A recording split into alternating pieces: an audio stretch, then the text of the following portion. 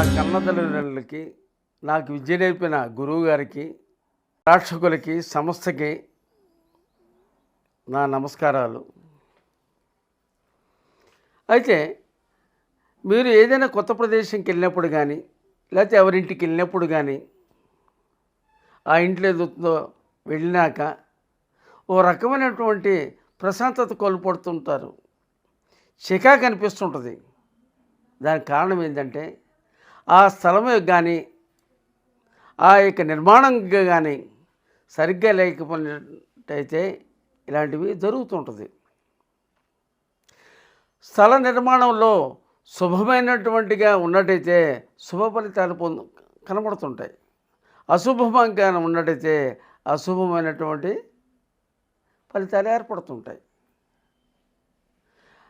అయితే వాస్తుశాస్త్రంలో చెప్పబడిన విధంగా కాకుండా దానికి విరుద్ధంగా కట్టినట్టయితే ఆ ఇంట్లో, ఆ గృహంలో నివసించేవారు ఎవరవుతున్నారో సదా అనారోగ్యంగా బాధలు పడుతుంటారు. కుటుంబీకుల్లో ఎవరో ఒకళ్ళ తర్వాత ఒకళ్ళు.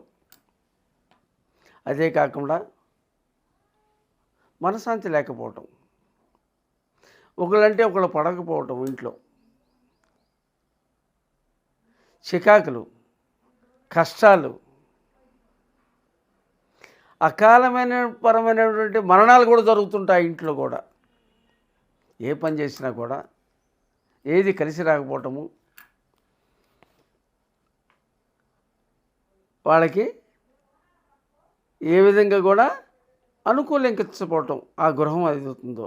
కాబట్టి అలాంటి వాస్తుశాస్త్రపరమైన విరుద్ధమైనటువంటి గృహంలో కానీ నివసించడం అనేది కాకుండా, ఎవరైనా వాస్తు పండితుడు కనుక ఇలాంటి సమస్యలు కనుక ఉత్పన్నమవుతున్నట్టయితే వాస్తు పండితుడిని తీసుకొచ్చుకొని వారి యొక్క సలహా మేరకి చూపించుకోండి.